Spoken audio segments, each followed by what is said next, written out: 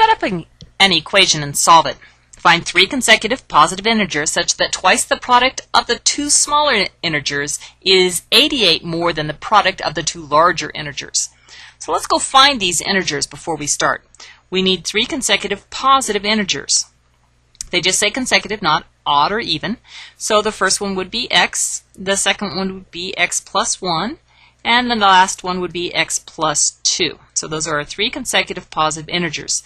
Now, because it's positive, I'm not going to worry about that right now. X can be any number, so it could be a positive number. I don't need to try and make a special situation for that case.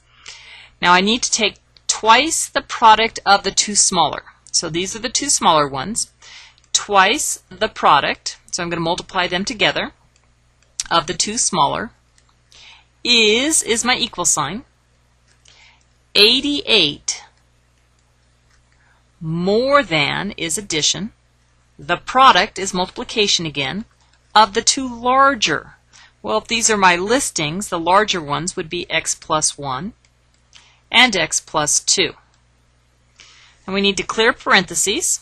So let's take this as a 2x and multiply it to our x plus 1, giving us 2x squared plus 2x. And that's still equal to our 88. Plus, using the distributive property here, we'll get x squared plus 2x plus x plus 2. So combining like terms, that'll give us an x squared plus 3x plus 90. Now we have x's on both sides of the equation, and we'd like it to equal 0. So I'm going to move everything from the right side of the equation to the left. So that'll give us a x squared minus x minus 90 is equal to 0. That all-important 0 in order to solve this problem since we have two variables. I moved everything over here to the left so that I would have a positive x squared. It's much easier to factor when the leading coefficient is positive. My list of 90 doesn't go too long. 1 and 90, 2 and 45, 3 and 30, all the way down to 9 and 10. And I need the signs to be different. I need the result to be negative. So a negative 10 and a positive 9 is equal to 0. Now using the zero product property, I can set each one of these factors equal to 0